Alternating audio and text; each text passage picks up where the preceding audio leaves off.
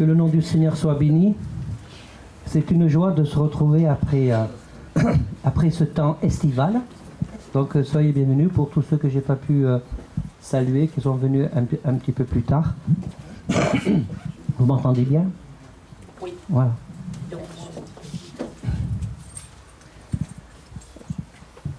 Comme convenu, parce que certains m'ont demandé de refaire ce message que j'avais fait pendant cet été, au mois de juillet, et comme il n'y avait vraiment pas grand monde, donc je le refais pour ceux qui n'étaient pas là. Je vais vous parler de 1 Corinthiens 13.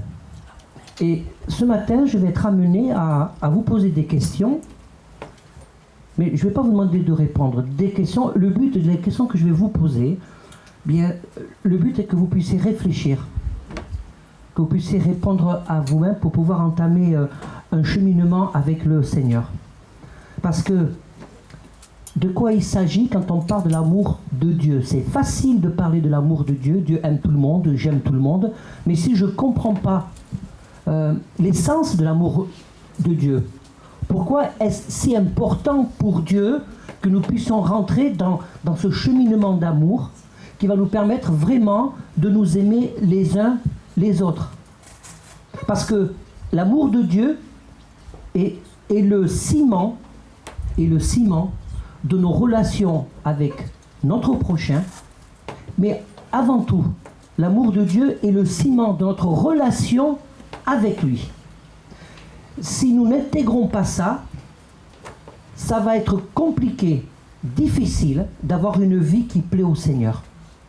Souvent, on entend dans les messages « Je veux plaire au Seigneur et pas aux hommes ». Et lorsque j'ai déjà entendu beaucoup de gens dire « Je veux plaire au Seigneur et pas aux hommes », c'est une formule qui est employée souvent en opposition justement par rapport aux hommes. Mais si je plais au Seigneur, je ne vais pas pouvoir plaire à tout le monde. Mais si je plais au Seigneur selon son amour, les choses seront différentes. Avant de lire 1 Corinthiens 13, j'ai remarqué que de chercher à vivre selon l'amour de Dieu, l'amour que Dieu attend que j'ai dans mon cœur et que je manifeste, amène automatiquement une souffrance. Parce que les exigences de Dieu dans le vouloir, quand Dieu veut que je vive vraiment selon son amour, ça provoque en moi une souffrance, en nous une souffrance, parce que cette exigence se heurte à notre humanité imparfaite.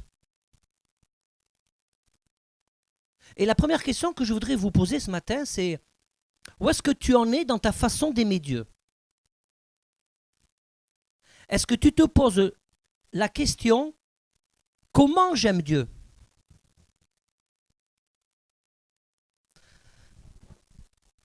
« 1 Corinthiens 13 ». Je vous invite à le lire avec moi. On va le lire en entier. Ça serait dommage de ne pas le lire en entier. Et ensuite, je vais m'arrêter sur certains points de ce 1 Corinthiens 13. Alors, ce qu'il faut dire aussi, c'est que au moment où l'apôtre Paul a écrit 1 Corinthiens 13, eh bien, c'était à la suite de l'enseignement qu'il avait fait par rapport à tous les dons spirituels. C'était au moment où il a expliqué ce que c'était l'Église. Que l'Église est un corps dans lequel chacun prend sa place, ou dans lequel chacun a sa place, et dans lequel chacun doit se positionner à sa place. Et c'est intéressant de savoir la chronologie dans laquelle ce 1 Corinthiens 13 a été écrit, parce que ça nous montre vraiment que l'amour qui vient de Dieu est le ciment de tout ce que Dieu nous donne en termes de dons. 1 Corinthiens 13. Quand je parlais les langues des hommes et des anges, si je n'ai pas l'amour, je suis un airain qui résonne ou une cymbale qui retentit. Et quand j'aurai le don de prophétie et la science de tous les mystères et toute la connaissance, quand j'aurai même toute la foi jusqu'à transporter les montagnes, si je n'ai pas l'amour, je ne suis rien. et quand je distribuerai tous mes biens pour la nourriture des pauvres, quand je livrerai même mon corps pour être brûlé, si je n'ai pas l'amour, cela ne me sert à rien. L'amour est patient, il est plein de bonté. L'amour n'est point envieux. L'amour ne se vante point. Il ne s'enfle point d'orgueil. Il ne fait rien de malhonnête. Il ne cherche point son intérêt. Il ne s'irrite point. Il ne soupçonne point le mal. Il ne se réjouit point de l'injustice, mais il se réjouit de la vérité. Il excuse tout, il croit tout, il espère tout et il supporte tout. L'amour ne périt jamais. Les prophéties seront abolies. Les langues cesseront. La connaissance sera abolie, car nous connaissons en partie. Et nous prophétisons en partie.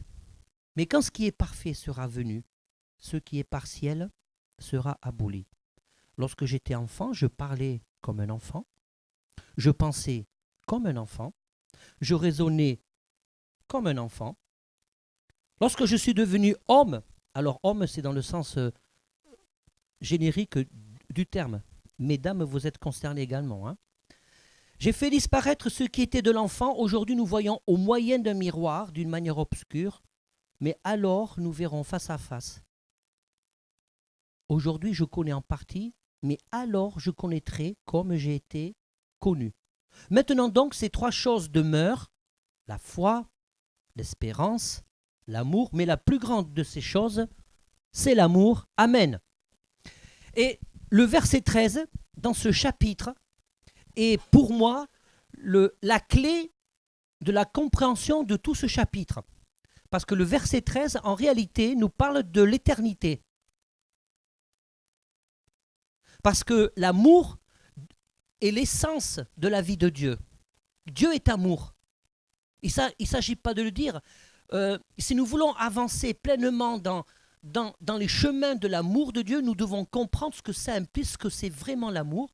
Et ensuite, et avec ça, avec l'aide du Seigneur, avec la grâce du Seigneur, c'est se poser la question comment je vais pouvoir le mettre en application dans ma vie, quel cheminement je vais faire pour pouvoir grandir dans l'amour de Dieu. Parce que si je grandis dans l'amour de Dieu, je vais aussi grandir dans la connaissance de la parole de Dieu. Parce que l'amour de Dieu va me donner envie de lire la parole de Dieu. L'amour de Dieu va me donner envie de changer ma relation avec l'autre. Et ce verset que vous connaissez tous, l'amour couvre une multitude de péchés. Il s'agit de ça aussi. Le principe de l'amour de Dieu, c'est que l'amour de Dieu couvre une multitude de péchés. Jean 3,16, car Dieu a tant aimé le monde qu'il a donné son Fils, afin que quiconque croit en lui ne périsse pas, mais qu'il ait la vie éternelle. Ce verset que tout le monde connaît est la parfaite illustration que l'amour couvre une multitude de péchés. Parce que lorsque Dieu a regardé le monde, il a regardé l'homme pécheur. Donc, et son amour a couvert le péché de l'homme. Et c'est en regardant l'homme en tant qu'individu, cet homme perdu, cet homme voué en fait à la séparation éternelle qu'est l'enfer, c'est ce qui a fait que Dieu a accepté que son Fils meure sur la croix. Jésus n'est pas venu pour nous juger parce qu'il nous aime, il est venu pour se sacrifier à cause de notre personne, à cause de toi, à cause de moi. C'est parce que Dieu, la Bible nous dit que la parole de Dieu est une épée à double tranchant. Et cette épée à double tranchant n'est pas là pour blesser, mais elle est là pour séparer en nous ce qui ne convient pas à Dieu pour que Dieu puisse en prendre la place. Et pour que ça soit possible, Dieu nous regarde avec amour parce que son amour couvre dans nos vies ce qui ne lui convient pas. Parce que Dieu, quand il nous regarde, il nous regarde avec, comme imaginez des épées qui sortent de ses yeux, mais c'est des épées d'amour qui séparent en nous le péché et ce que nous sommes vraiment, nos propres personnes. Et de regarder l'autre avec amour, c'est d'avoir ce discernement, cette révélation, d'aller au-delà de ce que la personne est, de ce que la personne représente, dans ses écarts, dans ses mauvaises actions, et de regarder que Jésus, quand il est mort pour nous à la croix, et c'est ça le principe de l'amour de Dieu, il est mort pour nous en tant qu'individu. Il est mort pour tous les pécheurs. Mais quand on regarde dans le détail, Jésus est mort pour nous en tant qu'individu, pour que l'on puisse ne plus vivre avec le péché comme étant notre nature, mais pour que cette nature pécheresse soit remplacée par la nature divine. Vous comprenez? Quand je dis que l'amour de Dieu implique une souffrance, c'est que l'amour de Dieu touche l'orgueil de l'homme. L'amour de Dieu est comme une épée qui brise l'orgueil de l'homme. Parce qu'en définitive, dans ce chapitre 13, on se rend compte que des gens qui n'ont pas l'amour de Dieu en eux, parce qu'ils ont fait le choix de ne pas croire, très bien, et ça c'est la liberté que Dieu nous donne, de croire ou de ne pas croire. Et Dieu respecte ceux qui ne croient pas. Et ça veut dire qu'il ne s'agit pas d'être chrétien pour faire des bonnes actions, parce que ceux qui ne revendiquent pas Jésus dans leur vie comme leur maître et Seigneur peuvent faire les mêmes bonnes actions que les chrétiens font. Je connais des gens dans mon entourage, dans mon milieu professionnel, quand je parle avec eux, je me suis dit, mais il leur manque plus que Jésus. Ils ont des vrais comportements, une moralité, une vision du monde qui n'est pas du tout en opposition avec la Bible. Il leur manque juste l'essentiel. C'est Jésus, l'amour de Dieu dans leur vie. Et en tant que chrétien, si je ne comprends pas ça, je vais juste me satisfaire, nous risquons de nous satisfaire de toutes les bonnes actions que nous mènerons. Et c'est en ça que parfois l'amour de Dieu peut être une cause de souffrance dans nos vies si nous n'avons pas compris vraiment cette essence qui anime la vie de Dieu. Et quand je vous ai dit que le verset 13, eh bien, il était pour moi le verset clé de l'amour, le verset clé de ce chapitre qui nous parle de l'amour, c'est que dans ce verset 13, l'apôtre Paul nous ramène à l'éternité. Parce que quand il est dit, maintenant donc ces trois choses demeurent, la foi, l'espérance, l'amour, mais la plus grande c'est l'amour. Parce que lorsque nous serons rappelés au Seigneur là-haut, qu'il vienne nous chercher de notre vivant ou que nous le rejoignons parce que nous mourrons, la seule chose qui demeure pour l'éternité, c'est l'amour. Parce que Dieu est amour, l'essence de Dieu, c'est l'amour. Nous n'aurons plus besoin d'espérance là-haut, parce que nous serons dans la plénitude. Vous vous rendez compte, nous connaîtrons enfin comme nous avons été connus. Nous aurons la science infuse. Si j'ai rêvé toute ma vie d'avoir la science infuse en sachant que je ne l'aurai jamais, ben je l'aurai là-haut. Nous aurons la connaissance infuse. Nous aurons la science infuse. Nous connaîtrons comme nous avons été connus. Et nous n'aurons plus besoin là-haut d'avoir la foi parce que nous serons face à Dieu. Qu'est-ce qui fait qu'aujourd'hui nous avons besoin de foi et d'espérance? Nous avons besoin de foi pour croire que Dieu agit encore aujourd'hui comme il a agi depuis des milliers d'années sur terre, comme Jésus en son temps a agi. Et nous avons besoin d'avoir cette espérance que Jésus va revenir. Mais le plus important, c'est l'amour. Rappelez-vous de ces paroles de l'apôtre Paul qui dit que quand nous sommes en Christ, nous sommes déjà dans l'éternité. Donc ça pose un problème. Si nous croyons que quand l'apôtre Paul dit nous sommes déjà dans l'éternité et que l'amour est dans l'éternité, parce que l'amour est Dieu.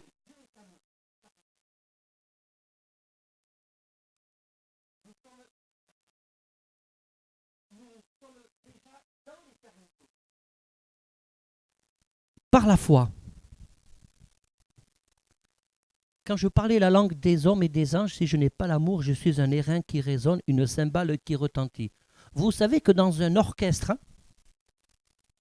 une cymbale à elle seule, un airain, c'est une espèce de gros tambour, à lui seul ne peut pas accompagner un chant. C'est pas comme un piano, comme une guitare ou une harpe, etc. C'est un instrument qui tout seul ne donne rien, mais qui dans un ensemble contribue à l'harmonie de la musique. Voyez-vous? Et c'est le principe du corps de Christ, cette nécessité de vivre et de faire les choses ensemble. L'apôtre Paul s'adressait à un public averti parce que la particularité de l'église au Corinthe, c'était qu'ils avaient tous les dons. Beaucoup de commentateurs bibliques, de théologiens disent que c'était, au vu des écrits, n'est-ce pas, que c'était l'église la plus puissante du Nouveau Testament parce qu'ils avaient tous les dons. Et en même temps, ils avaient tous les travers. Alors, ce n'est pas le sujet de ce matin, comment est-ce que Dieu peut donner des dons à des gens qui ont une vie qui n'est pas terrible. C'était une église dysfonctionnelle. C'était une église où les gens étaient souvent en conflit les uns avec les autres. Il a fallu que l'apôtre Paul les recadre et les rappelle à l'ordre pour leur dire, mais pour leur montrer ce que c'était que l'essentiel. Et ça peut être des paroles dures quand on nous dit que sans l'amour, je ne suis rien, que j'aurais beau donner tous mes biens. C'est bien de donner tous ses biens. C'est, humainement parlant, c'est une sacrée valeur de donner ses biens pour les pauvres, de donner sa vie pour les pauvres, pour autrui, pour son prochain, de consacrer toute sa vie à l'autre. C'est en ça que je dis que l'amour de Dieu peut avoir une certaine souffrance, parce qu'aux yeux de Dieu, si nous ne sommes pas dans le chemin de l'essentiel, quel est l'essence qui nous permet d'avancer? Est-ce que je fais les choses pour moi? On dit que souvent que donner un cadeau, c'est quelque chose d'une certaine façon égoïste. Vous êtes d'accord? Parce qu'on prend du plaisir à donner un cadeau. Et parfois, on peut se tromper. Parce qu'il m'est arrivé de faire des cadeaux inappropriés, mal réfléchis. Parce qu'en fait, ça me faisait plaisir à moi, mais j'ai oublié le plaisir de l'autre. Ça arrive. Ça vous était pas arrivé. Moi, ça m'est arrivé de faire des cadeaux inappropriés parce qu'en réfléchissant, au final, ça me faisait plaisir à moi et j'ai oublié le plaisir de l'autre. Voilà. L'amour de Dieu ne peut en aucun cas oublier l'autre. L'amour de Dieu qui couvre une multitude de péchés. Est-ce que c'est juste si je vous dis que Jésus est amour par essence, que la nature de Dieu, la nature de Jésus est l'amour? Est-ce que pour autant cela veut dire que l'on doit tout accepter? L'amour nous amène le discernement. Et la Bible ne se contredit pas. Ce même Jésus, il a été extrêmement dur, voire même violent en parole, lorsqu'il s'adressait à des pharisiens et qu'il les a traités de race de vipères. Si on te dit t'es vraiment une vipère, ça ramène à certains types de comportements où tu es comme une tombe. Tu ressembles à un caveau. En clair, ça veut dire que tu es pourri de l'intérieur. Voilà, si on traduit les paroles de Jésus, lorsqu'il parlait aux religieux de son époque, à la oligarchie religieuse, au clergé de l'époque, il leur disait en clair, vous êtes pourris de l'intérieur. Vous êtes des sépulcres blanchis. Il a employé ce terme parce qu'il se trouve qu'à l'époque, les cimetières étaient assez beaux. C'était des sépulcres blanchis. Souvent, ils étaient blancs pour ceux qui avaient de l'argent. C'était vraiment beau de l'intérieur, mais dedans, il y avait la mort, il y avait la décomposition. Pourquoi Jésus a été dur envers les religieux de son époque? Pourtant, Jésus est amour. C'est parce qu'il y a quelque chose que Dieu n'acceptera jamais, que notre connaissance que nous avons de lui et de sa parole servent nos propres intérêts et ne servent pas les intérêts de l'autre. Et quand c'est ça, nous dévions de l'amour de Dieu, de la pratique de l'amour de Dieu que Dieu veut que nous pratiquions. Et à ce moment-là, on rentre dans un processus, dans un chemin où finalement la personne que j'aime, c'est moi. Il y a des gens, il y a des chrétiens qui ils aiment qu'eux-mêmes. Il y a des pasteurs qui aiment qu'eux-mêmes, qui font tout pour leur propre gloire, parce que leur propre personne est plus importante que l'autre.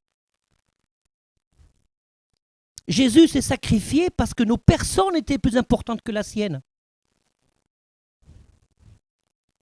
Le principe de l'amour de Dieu, c'est de nous emmener jusqu'au bout de la relation.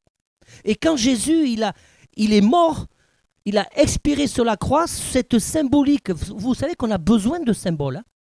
On a besoin de symboles pour comprendre mais les choses. Le temple, le voile du temple, s'est déchiré de haut en bas. Ce lieu saint dans lequel seul le souverain sacrificateur avait accès, il s'est déchiré. Dieu nous a ouvert son accès plein et entier. Dieu nous permet de rentrer dans sa sainteté, malgré ce que nous sommes en tant qu'humains. Parce que Dieu nous regarde en tant que personne. C'est parce que son amour couvre nos péchés. C'est ce qui nous permet de rentrer dans la présence de Dieu, quel que soit notre état du moment. C'est ça le principe de la grâce. Et si Jésus faisait des reproches, ce même Jésus plein d'amour, s'il a fait ces reproches, c'est parce que souvent il leur a reproché de faire des choses bien, mais d'oublier l'essentiel, qui était l'amour. Et quand on oublie l'essentiel, c'est à ce moment-là, quand on oublie de chercher, de comprendre et de toujours se re-questionner, se repositionner. Seigneur, est-ce que je vis vraiment dans ton amour? Est-ce que je grandis dans ton amour? Eh bien, on passera toujours à côté. Tout ce qu'on fera, même pour le Seigneur, aux yeux de Dieu, ça ne servira à rien, parce que quel est l'essence qui me permet de faire les choses pour Dieu? C'est ça la vraie question. Qu'est-ce qui te motive dans ton service? Ou pourquoi tu n'es pas motivé à faire quelque chose pour le Seigneur? Parce que les pharisiens de l'époque, ils aimaient qu'eux-mêmes. Leur préoccupation, c'était leur image, leur leadership. Prier au coin des rues, pratiquer toute la parole, toute la loi. Mais ça ne servait à rien parce qu'ils n'avaient pas l'amour de Dieu.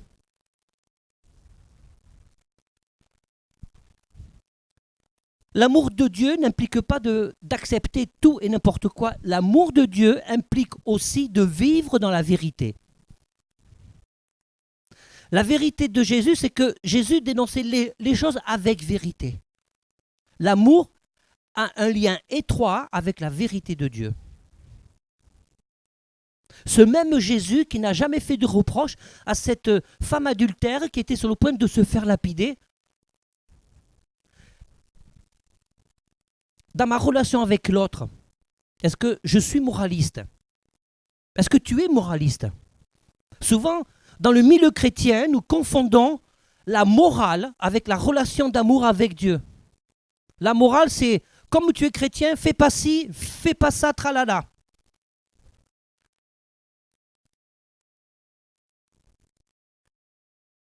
Alors que la relation avec Dieu, c'est dans ma relation avec l'autre, je vais l'amener au pied de la croix à grandir dans l'amour de Dieu.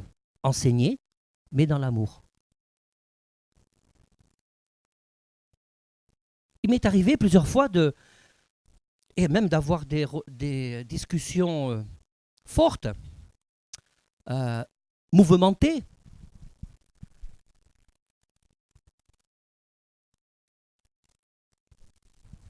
Si j'aime selon le Seigneur,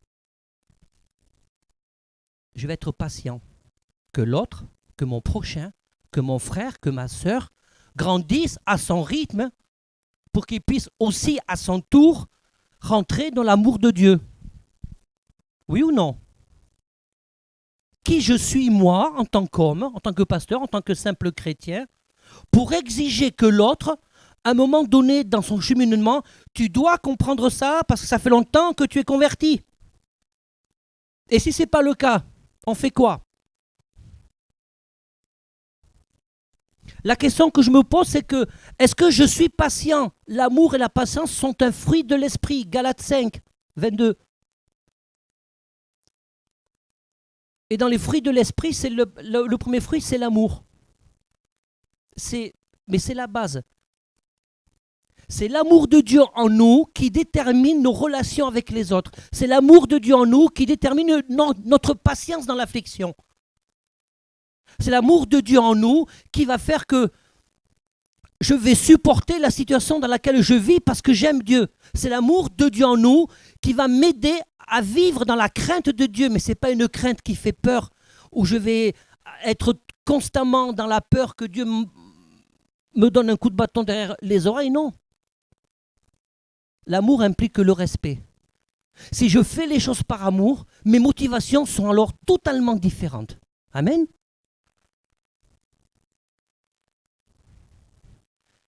Dans ma voiture personnelle, c'est ma femme qui roule avec. Dans le pare-brise, avec la carte grise, on a le stationnement handicapé, puisque nous hébergeons la grand-mère de Hyacinthe depuis 3-4 ans, et maintenant elle ne peut plus se déplacer, elle n'est plus indépendante. Donc la carte, elle ne sert plus à rien. Une fois, j'ai été tenté de l'utiliser. Il n'y avait pas de place. J'ai failli le faire. Je vais être honnête avec vous. Vous voyez, il m'arrive de faire des choses pas bien aussi. Il m'arrive aussi de penser à faire des choses pas bien. Mais l'essentiel, c'est est-ce que je les fais ou pas? Parce que là, la tentation, ce n'est pas un péché. Donc il m'est arrivé de l'utiliser, parce que c'est vachement bien. En général, il y a toujours des places dans les places handicapées. Hein. Ben, je ne l'ai pas fait pour deux raisons. Je vais vous dire honnêtement l'ordre qui m'empêchait de le faire. La première, la peur des bleus, de ceux qui sont habillés en bleu ou en blanc, selon mes l'été. Parce qu'en fait, vous savez que ceux qui ont le macaron pour se garer sur les places handicapées, ça ne suffit pas. Il faut que la personne qui conduit le véhicule ou qui est dans le véhicule justifie par son identité qu'elle a vraiment ce statut. Je me suis dit, avec le bol que j'ai, je vais me faire contrôler. Si la personne elle me demande de ma carte handicapée, je vais avoir du mal à lui donner. Sauf si je fais une grimace et que je me prends en photo et que je lui donne peut-être que. Et la seconde raison, c'est la crainte de Dieu. Je me dis, mais qu'est-ce qu'il va penser de moi, le Seigneur? Et que connaissant Dieu,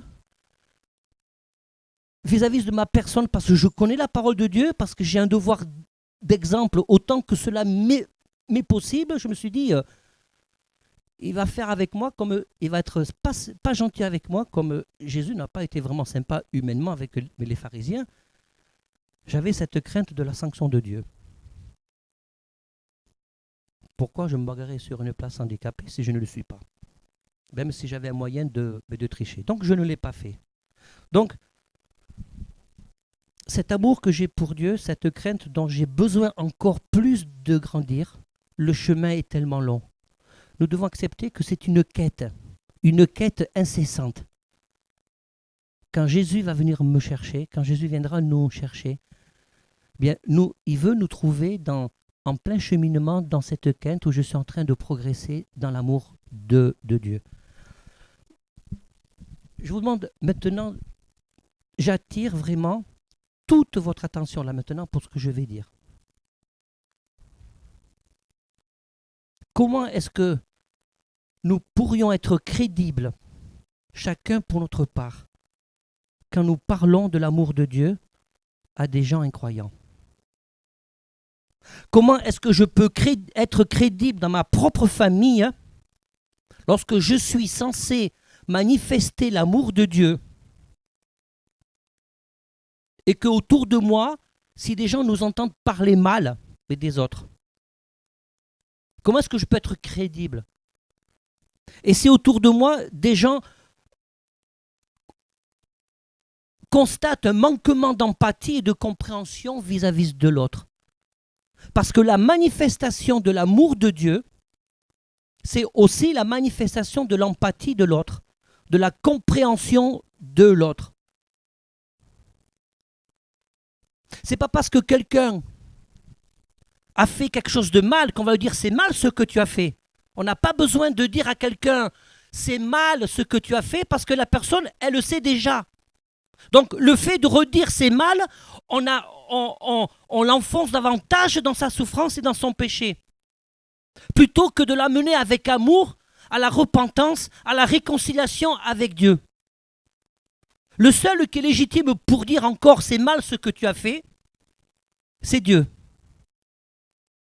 Je ne suis pas en train de dire tout le monde il est beau, tout le monde il est gentil, puisque les apôtres nous amènent à reprendre aussi, à enseigner, à dénoncer le péché. Ce que je suis en train de parler là, c'est de l'empathie. Vous comprenez la différence, être empathique? Être empathique, c'est dans notre relation que la personne ne se sente pas jugée, mais qu'elle se sente compris. C'est parce que Dieu a compris qu'il était impossible à l'homme de se sauver lui-même à cause de cette rupture qui a été faite, de cette séparation qui a été faite au jardin d'Éden, qu'il a décidé d'envoyer son fils sur la croix. C'est parce que Jésus a été empathique qu'il a pu discuter avec la Samaritaine. C'est qu'il a compris que le cheminement de sa vie l'a amené à cet état de pécheresse. C'est parce que Jésus a été empathique qu'il n'a pas rejeté la prostituée, qui s'est prosterné à ses pieds, qui a lavé ses pieds poussiéreux avec ses larmes, et un parfum de grand prix en plus. Dans les apôtres, certains disciples ont fait le reproche. Ça coûte cher, hein?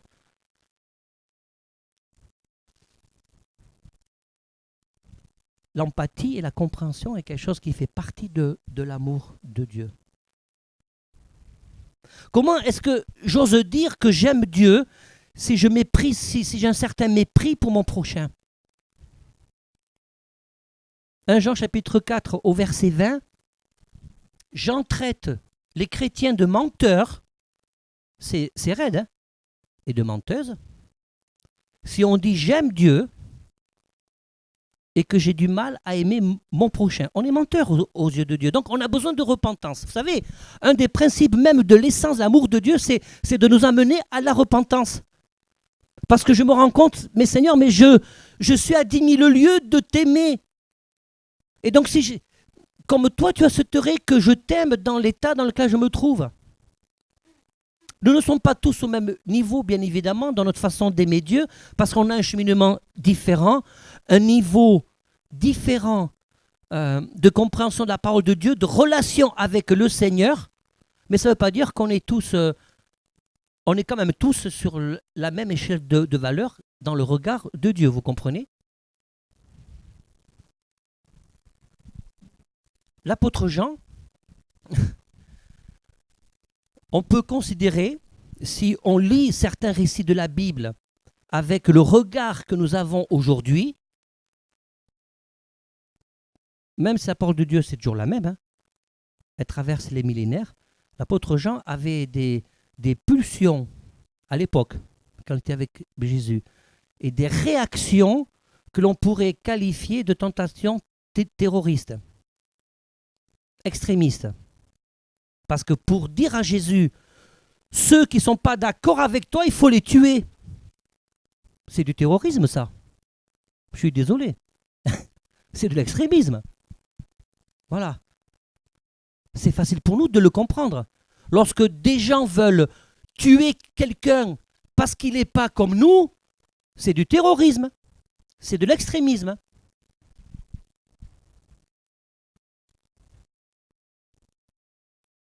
L'amour de Dieu m'oblige à regarder l'autre en tant qu'être humain, à regarder l'autre avec suffisamment de valeur parce que Jésus est mort pour lui et pour elle aussi.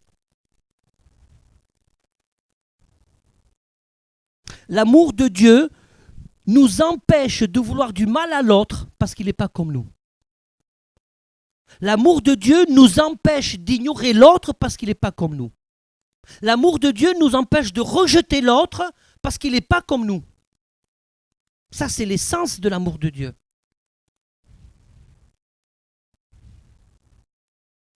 Une fois, quelqu'un a dit que j'avais des tendances homophobes parce que j'avais simplement dit que le mariage des couples de même sexe était non conforme à ce que m'enseignait la parole de Dieu. Je me suis caché derrière la parole de Dieu. Et j'ai rappelé à cette personne. C'est pareil pour l'homophobie, pour la christianophobie, pour l'islamophobie. C'est pareil. C'est pas parce qu'on n'est pas d'accord avec quelqu'un qu'on est contre la personne en tant qu'individu. Et malheureusement, aujourd'hui, les gens du monde ont du mal à faire cette différence, il y a cette confusion, parce que je ne suis pas d'accord avec toi, je te veux automatiquement du mal. Non. Christianophobie, homophobie, islamophobie et tout ce qui est phobie mais leur sens, c'est quand si je veux du mal à quelqu'un à cause, si je veux atteindre à sa vie ou que je veux faire du mal à quelqu'un à cause de sa différence, là je ne suis plus dans l'amour de Dieu. Est-ce que vous me suivez? Donc, je répète, comment est-ce qu'on ose dire que j'aime Dieu si je méprise l'autre dans sa différence? C'est en ça que c'est une souffrance, parce que ça nous demande, à chacun d'entre nous, ça me demande un effort de foi, un effort spirituel, un effort intellectuel aussi, un effort de réflexion, de dire, mais Seigneur, comment est-ce que je vais pouvoir manifester ton amour envers mon prochain? Et ça, c'est la base de la relation. Et quand l'apôtre Paul dit, je vais faire disparaître ce qui est de l'enfant parce que nous avons grandi, nous devons raisonner comme des adultes, il fait appel à des chrétiens, il s'adresse à des chrétiens qui sont restés des éternels gamins, Jean-Paul le mot assez fort, et ados, toute leur vie de chrétien. Dieu ne m'a pas répondu, je ne suis pas content.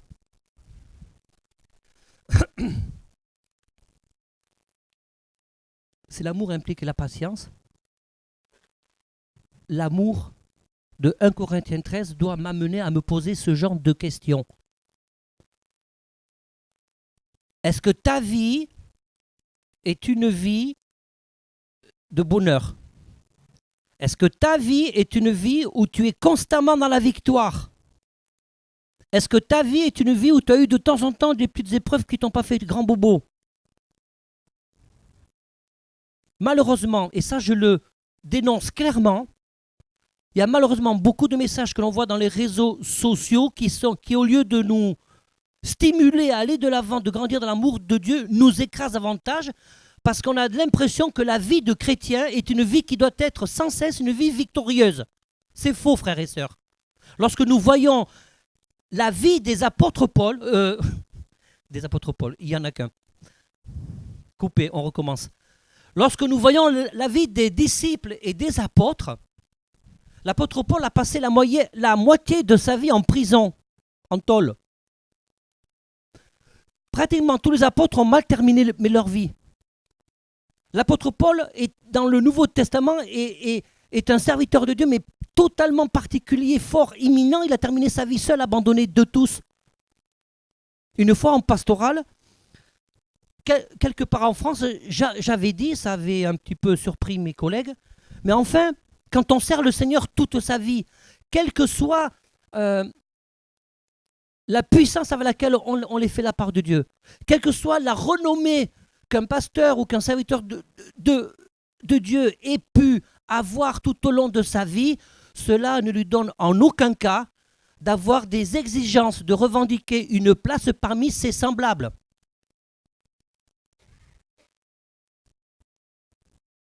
Parce que sinon, on n'est plus dans l'amour de Dieu. Parce que quand nous servons Dieu, on ne le sert pas pour nous-mêmes, on le sert pour les autres.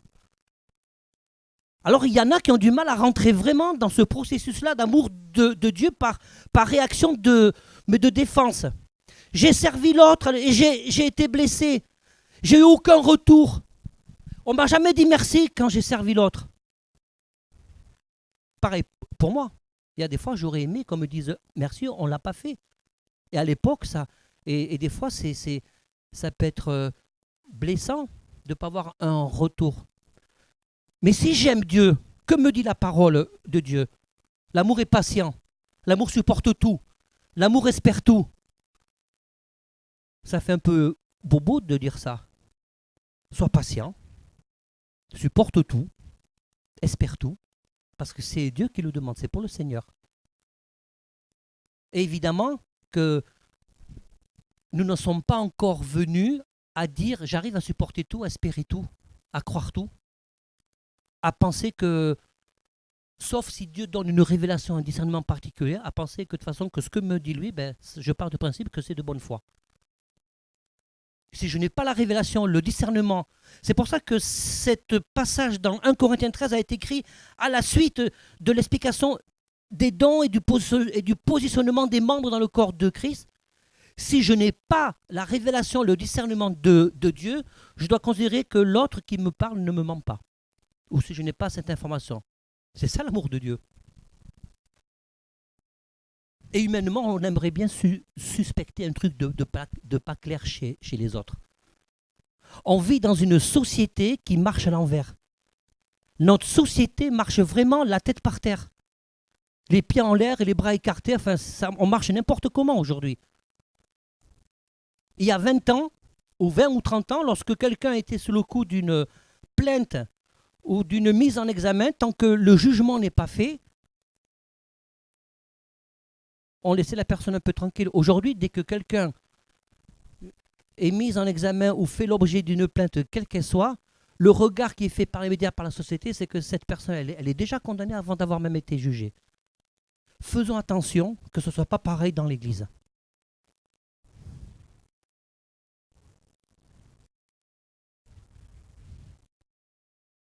L'amour ne s'enfle pas d'orgueil. Si l'amour, au verset 13, je vais terminer par là, est lié à l'éternité, c'est quoi? Si nous devons nous imprégner de l'essence de l'amour de Dieu, quelle est l'essence qui va m'aider à avoir cette essence pour vivre dans l'amour de Dieu?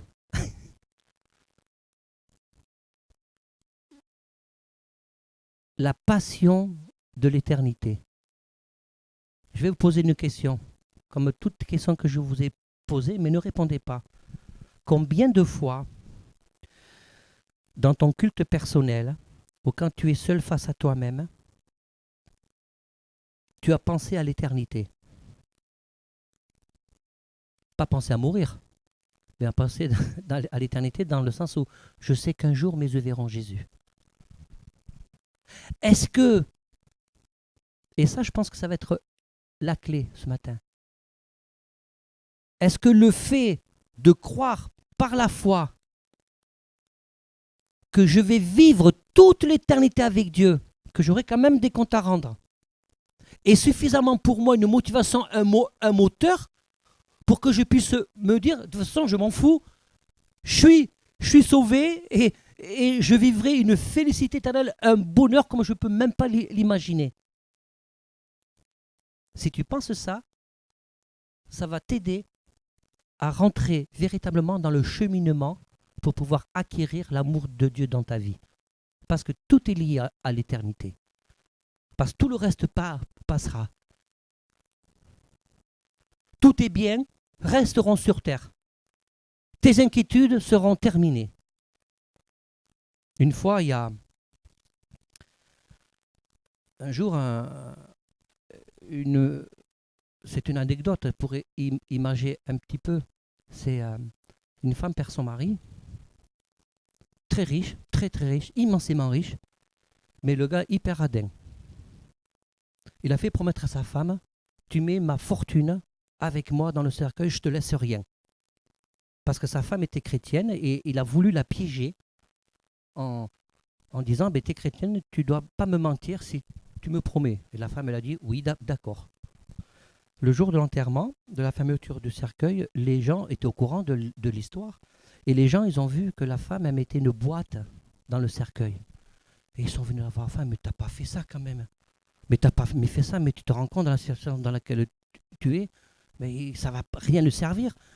Mais pourquoi tu as fait ça? Elle a dit, j'ai obéi, je lui ai fait un chèque.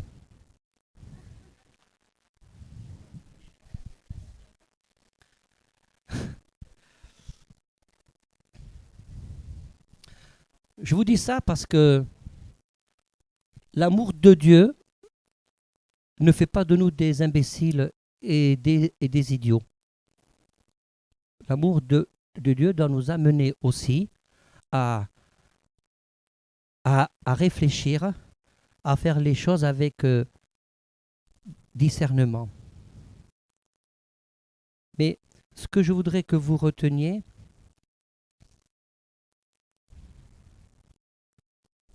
que je voudrais que vous reteniez, c'est cette question que je vous ai posée. Comment est-ce que les gens de mon entourage et du monde verront ma crédibilité si je parle de l'amour de Dieu, si je cherche à manifester l'amour de Dieu. Et je voudrais qu'on rechante ce chant « Je te donne tout ». Ça sera le chant de la fin. Parce que, voyez-vous, le mot de la fin, c'est que si je cherche à être crédible dans mon témoignage, je vais forcément me rendre compte que je ne suis pas à la hauteur. Si on veut vraiment être crédible dans notre témoignage, à un moment donné, on se rend compte qu'on n'est pas à la hauteur. Parce qu'on fait les choses imparfaitement. Mais il y a une différence de dire, je me rends compte que je ne suis pas à la hauteur parce que j'ai le sentiment que la barre est haute, donc finalement je suis comme je suis. De dire, Seigneur, fais-moi grâce, pardonne-moi, parce que je me rends compte que je ne suis pas à la hauteur. Et la motivation qui doit nous pousser à faire cette prière au Seigneur, mais Seigneur, je viens à toi, nu, sans rien. Je ne peux pas acheter tout ce que je te demande. Je ne suis pas à la hauteur. C'est ça, justement, ce type de confession qui va amener Dieu à manifester son amour en nous, pour que je puisse être, moi, une source d'amour. J'ai dit beaucoup de choses ce matin, mais je vous demande vraiment de relire 1 Corinthiens 13, 1 Jean chapitre 4, verset 20, ou de revenir à la vidéo, c'est enregistré, parce que c'est le ciment, frères et sœurs. C'est tout ce qu'on peut faire à côté est un outil. Si on fait plein de choses, plein de manifestations, on va dans la rue, mais si on n'a pas l'amour de Dieu, mais aux yeux de Dieu, ça ne sert à rien. Ça ne veut pas dire qu'il ne faut pas le faire. Dire, mais quelle est ma motivation aujourd'hui? Quelle est ma priorité aujourd'hui? Parce que l'œuvre de Dieu ne dépend pas de toi et de moi. L'œuvre de Dieu dépend de ce que Dieu veut faire dans ta vie, au milieu de nous. 1 Jean 17, le principe c'est l'amour. C'est pareil. Jésus ne parle pas de puissance, il aurait pu donner leur la puissance. Il l'avait déjà fait. Il vient à l'essentiel. À l'essentiel.